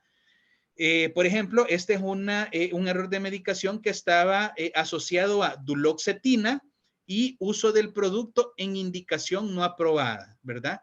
Entonces se dio un error al momento de, supuestamente según lo descrito, al momento de administrarse, pero lógicamente se estaba utilizando fuera de etiqueta. Entonces ahí no se logró subsanar la información requerida para poder procesar y en ese sentido pues se desestimó.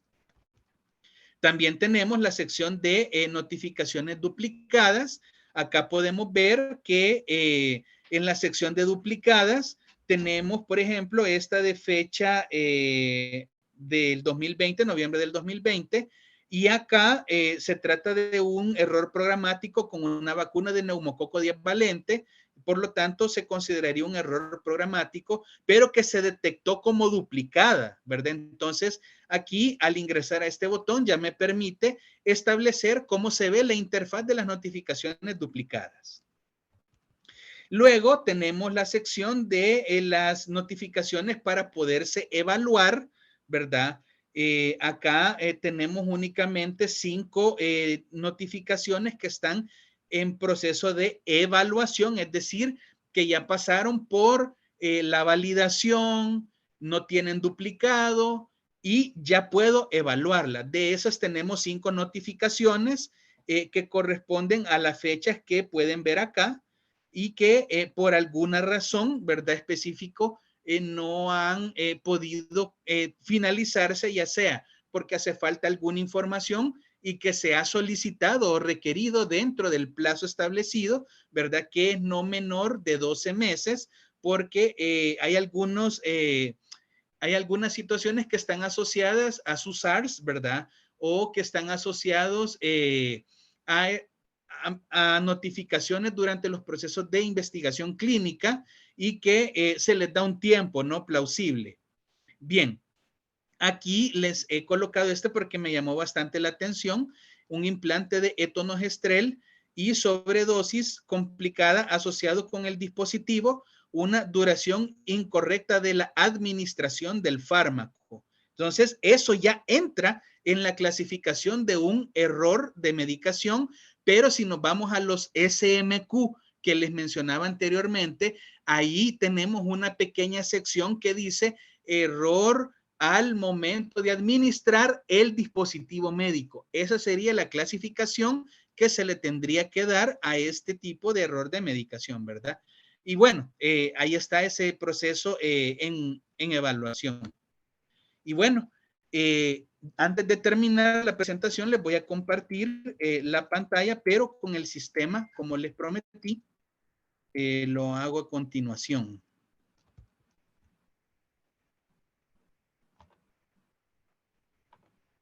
Bien. Acá, quiero ver. Solo quisiera que me confirmaran si logran ver la pantalla del error de medicación. No, doctor, no se ve. No, ok, ahorita.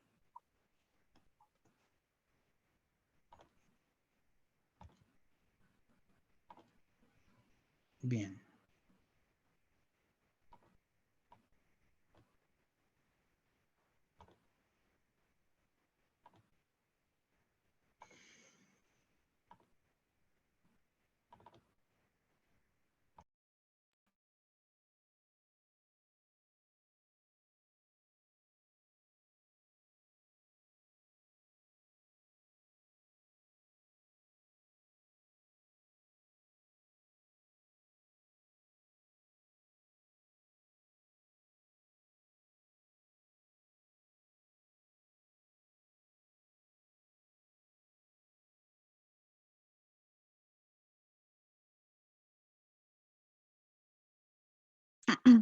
Disculpe, doctor Bosco, no lo escuchamos. No sé si tiene su micrófono apagado.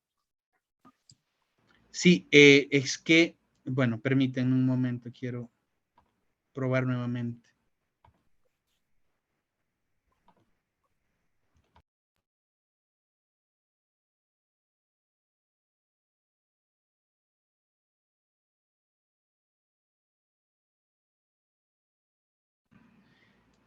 Fíjense que cuando quiero compartir, me bloquea el micrófono. No sé por qué pasa eso. Permítanme, voy a intentar una vez más.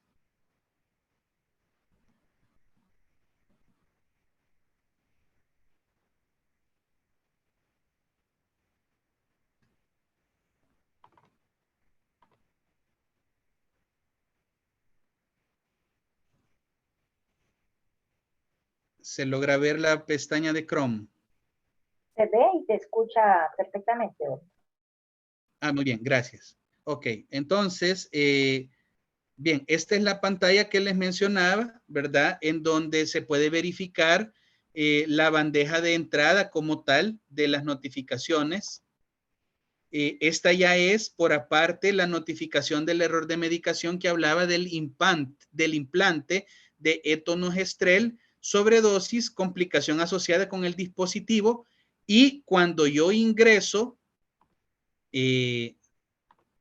a este botón de acá, se apertura el error de medicación como tal. Bien, tenemos el reporte, todo este bloque de acá habla sobre el reporte y aquí podríamos verificar nosotros, por ejemplo, el título del reporte, la forma de detección del caso, el tipo de evento, la fecha de notificación, si se trata o no de un evento serio y si se fijan, si yo quisiera modificar algo, no puedo hacerlo, ¿verdad? El sistema no permite que yo transgrede la información que el notificador me ha proveído, ¿verdad?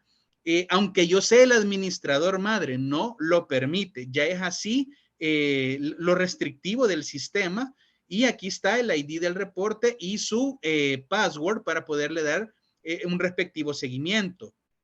Luego tenemos los datos del notificador, ¿verdad? Aquí me da su número de teléfono, el correo electrónico, se trata de un referente de farmacovigilancia, se trata de un reporte de la industria farmacéutica, algo bien importante.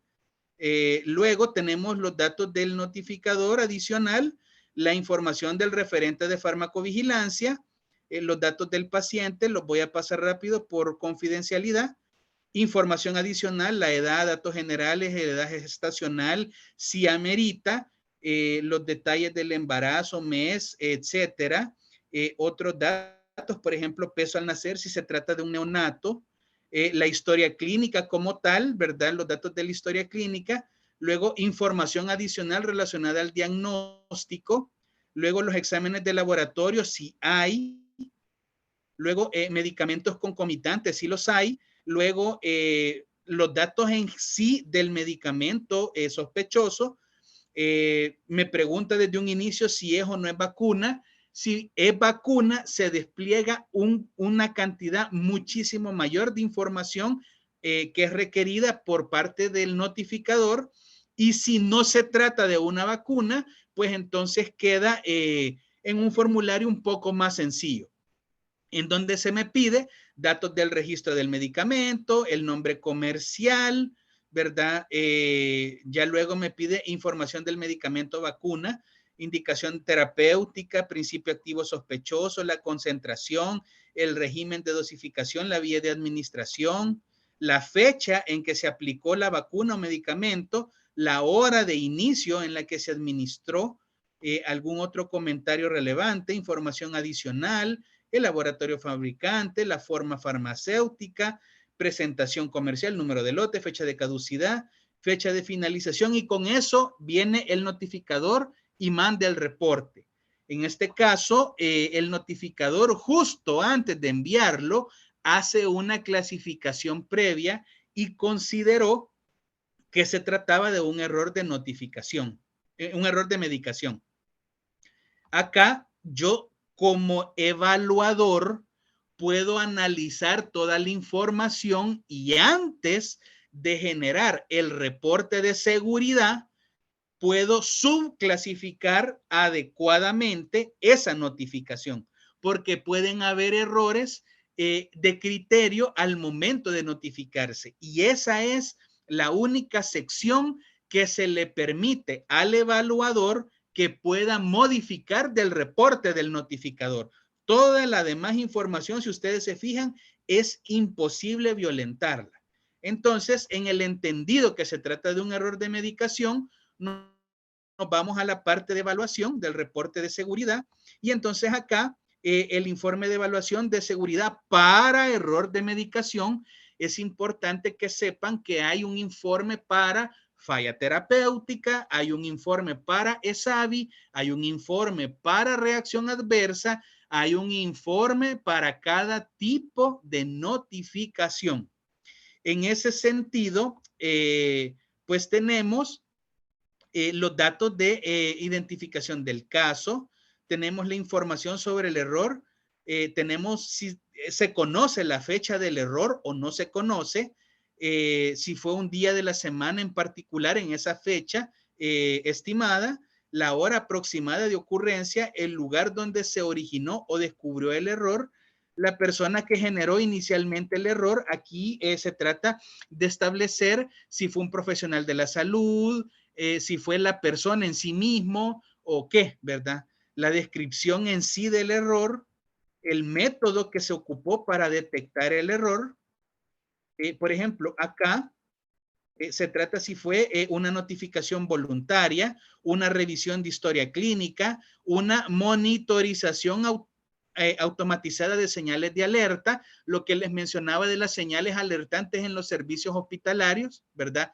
Si fue a través de una técnica observacional, si fue por revisión en los medicamentos dispensados, si fue a través de la verificación de las recetas dispensadas, entrevistas directamente al paciente u otra metodología para detectar el error.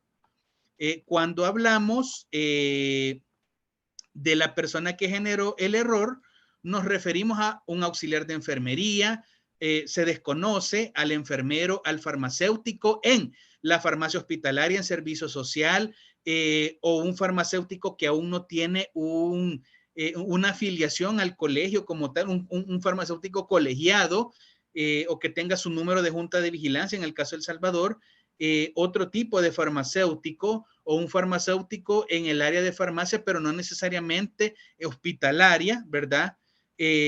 Médico o médico especialista, médico residente y médico en servicio social, si fue el mismo paciente, si fue un técnico o auxiliar de farmacia, fue un tecnólogo materno-infantil u otra persona, ¿verdad? Que detectó o inició el error. Quiero ver, el lugar en donde se originó, aquí es bien complejo porque despliega un listado bastante grande porque incluye una cadena de distribución bastante amplia, ¿verdad? Pues aquí nosotros considerado la ambulancia, también los asilos para cuando estamos evaluando ciertos tipos de errores de medicación, un de salud mental, una clínica parroquial, clínica municipal o en una clínica de ONG, una consulta privada médica o dental, se desconoce un domicilio específico para el paciente, también si se trató de un establecimiento de salud de primer nivel de atención o en una sala de urgencia, en área de vacunación, en área de farmacia, etcétera, ¿verdad? Entonces es una cadena de distribución muy grande. Bien, luego, cuando analizamos la consecuencia del error, viene la parte que les menciono sobre la matriz, ¿verdad? Del nivel de riesgo. Aquí me permite evaluar la categoría de gravedad del error, ¿verdad?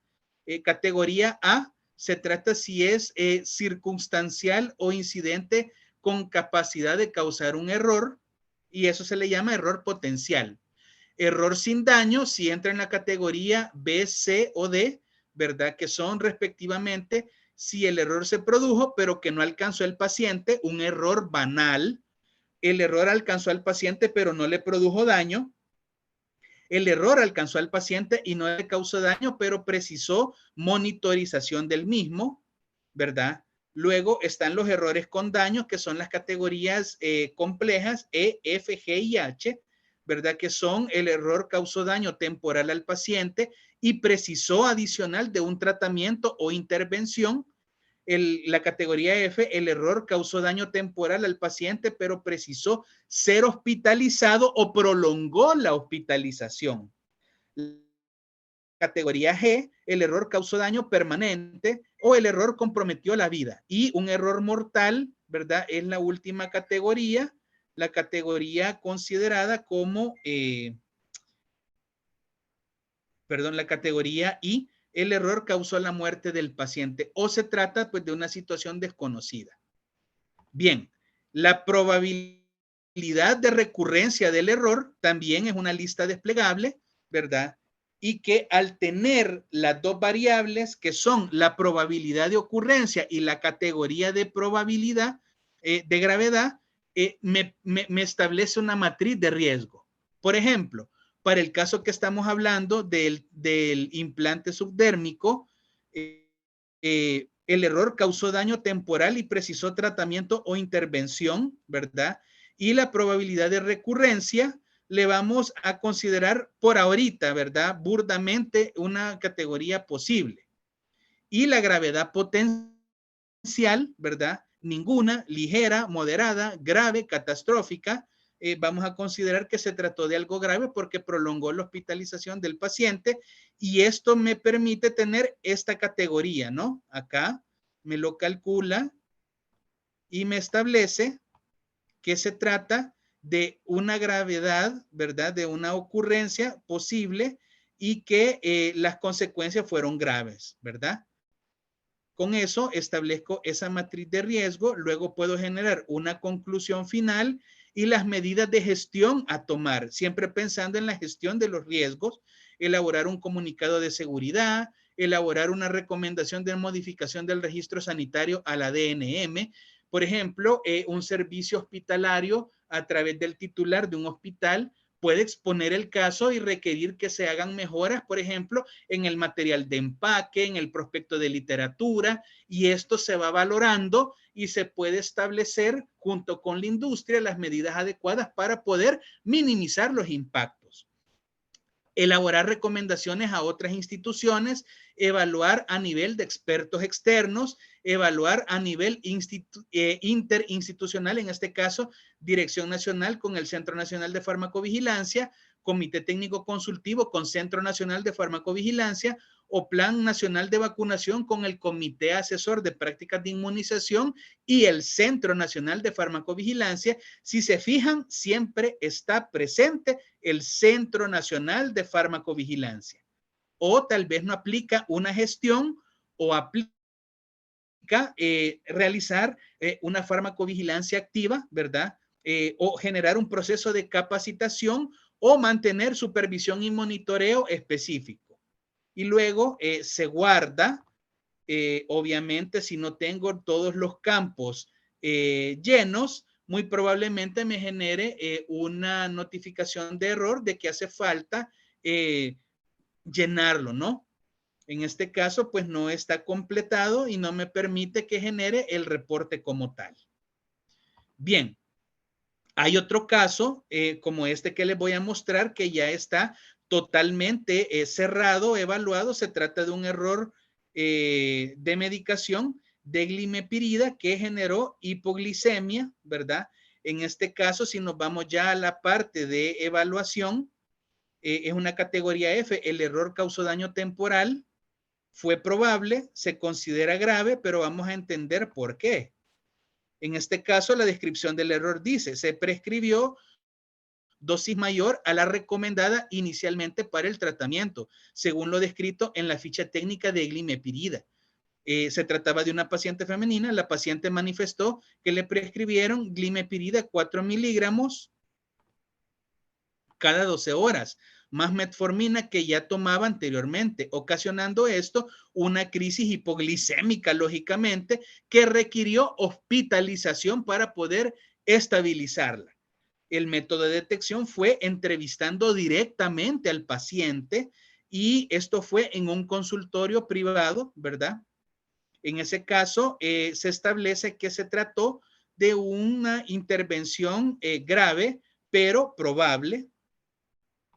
Y la conclusión final, que existe probabilidad de que el error recurra nuevamente en tanto que se desconoce el consultorio. Entonces no podemos hacer una intervención directa. Por lo tanto, corresponde como gestión supervisar y monitorear la actividad, ¿verdad? En estos centros asistenciales.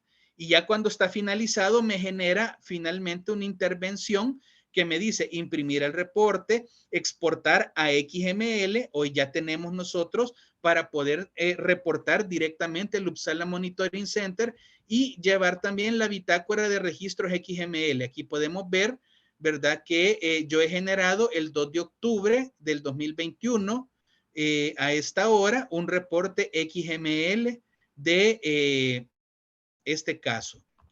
Bien, eso es lo que tenía para compartirles, queridos compañeros. Espero sea de mucho apoyo para ustedes y bueno, quedo atento a sus comentarios y preguntas. Como siempre, doctor Bosco, excelentísima la ponencia, ¿verdad? Y el compartir todo eso, esta experiencia que usted tiene es sumamente enriquecedora.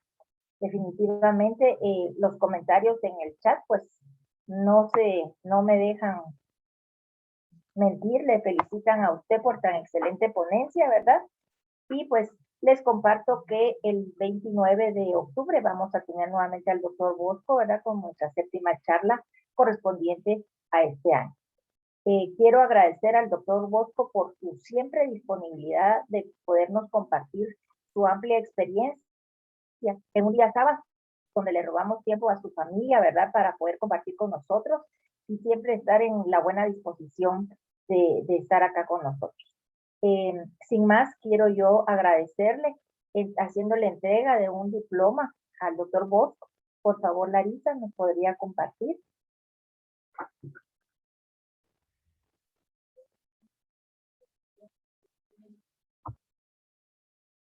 Larisa, gracias. Muy bien. Tenemos acá, gracias por agrandar, si no, no miro. Muchas gracias. El diploma para el doctor Bosco en agradecimiento, ¿verdad? A compartir esos enriquecedores conocimientos que tiene. Y este diploma dice así: Universidad de San Carlos de Guatemala, Facultad de Ciencias Químicas y Farmacia, Escuela de Química Farmacéutica, Centro Guatemalteco de Información de Medicamentos CEQUIMED, otorgan el presente reconocimiento al licenciado Francisco Bosco Cortés Morales por su excelente participación como ponente en la videoconferencia Errores de Medicación, Eventos Adversos asociados al uso de productos falsificados y fraudulentos. Sexta actividad del Diplomado de Farmacovigilancia de Productos Biológicos, del Programa de Actualización Profesional coordinado por CEQUIMED durante el año 2021. Dado en la ciudad de Guatemala el 2 de octubre del año 2021, firman el maestro Pablo Oliva, decano de la Facultad de Ciencias Químicas y Farmacia y rector en funciones, la maestra Lucrecia de Jase, directora de Escuela de Química Farmacéutica, y una servidora, Lorena Cerda. Agradecemos siempre, doctor Bosco, su invaluable apoyo en todas estas capacitaciones. Muchísimas gracias y vamos a tener la bendición de continuar teniéndolo en las siguientes capacitaciones que tenemos programadas para este año y que probablemente estaremos cerrando con un pequeño cursillo o un taller de lo que es búsqueda de información, que fue una de las inquietudes que tuvieron algunos de los presentes en uno de las ponencias anteriores. Quiero yo agradecer al equipo que está detrás de todos nosotros y que siempre está a la par, no detrás, sino a la par de nosotros, de CEQUIMED, que es, por favor, pueden encender la cámara, la licenciada Claudia Gatica, nuestras jóvenes amigas, pues todas son jóvenes en CEQUIMED, yo soy la más sentadita en años, ¿verdad? Galilea Go, que está haciendo su práctica con nosotros, y Larisa Camey, muy buenas noches, muchas gracias por ese apoyo. Y por supuesto, pues todas nuestras actividades no serían posibles realizarlas si no contáramos con el apoyo incondicional de nuestra directora de escuela, la licenciada Lucrecia de Haas. Muchas gracias por apoyarnos, ¿verdad?, en estas actividades que siempre pues nos han gustado realizar en pro de estar siempre actualizados y de que nos empoderemos en este tema de farmacovigilancia. Muchísimas gracias. Doctor Bosco, ¿podemos dejar de compartir, Larisa, por favor? Por favor, le recuerdo registrar su asistencia y enviar el formulario. Tenemos otro formulario también que vamos a estar compartiendo ahorita en pantalla, que es el formulario de evaluación de nuestra actividad, que eso nos sirve para el sistema de acreditación y también para mejorar algunos aspectos si así ustedes lo requieren. Entonces, por favor, ponemos en la pantalla el registro para la evaluación de la actividad. Muy bien. Este es el formulario, por favor. Es diferente al de asistencia, por lo que yo les agradeceré que tengan ustedes a bien llenarlo y enviarlo. Y así eso nos va a servir para enriquecer las próximas actividades que tenemos programadas en septiembre.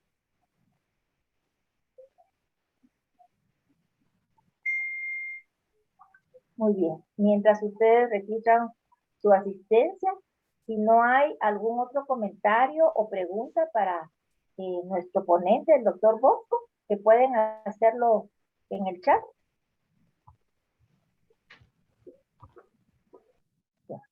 Previo a dar cierre a la actividad, solo quiero darles las gracias a todos ustedes. De verdad es un honor tener tanta audiencia de tantos países en nuestras actividades y que, como siempre lo he dicho, de lo bueno, de lo malo, perdón, lo bueno, al revés, ¿verdad? De lo malo, lo bueno es que estando en esta modalidad de capacitación, pues tenemos la ventaja de poder tener participantes de diferentes países. No tienen que invertir en lo que es pasaje, viáticos, ¿verdad? Y de esta manera poder compartir con otras personas de otros países. Muchísimas gracias y le dejo en el uso de la palabra a la maestra Lucrecia de Haase para cerrar la actividad. Que tengan muy buena noche y feliz retorno a donde ustedes consideren oportuno. Feliz día. Buenas noches y un gusto. Para mí siempre ha sido un honor y un placer apoyarles y estamos a la orden. Buenas noches y un gusto. Gracias, Muchas doctor gracias. Gracias, licenciado Francisco Bosco Cortés, por la excelente exposición del día de hoy. Su colaboración para nosotros siempre es valiosa. Aprendemos muchísimo y agradecer al equipo de Segimed por este trabajo, desearles a cada uno de los asistentes que hayan podido aprender un poquito más y empoderarse, como bien lo decía Lorena, de la farmacovigilancia y aplicarla en cada uno de sus países. Así que tengan una linda noche y un abrazo virtual para cada uno de ustedes y nos vemos en la siguiente conferencia, que también el doctor Bosco pues nos apoyará en esta. Así que muy buenas noches y clausuramos el evento del día de hoy. Que descansen. Buenas noches, un gusto. Muy Un buenas gusto. noches. Gracias a Gaby Carrera también, que forma parte del equipo. Perdón, me había pasado incluirla.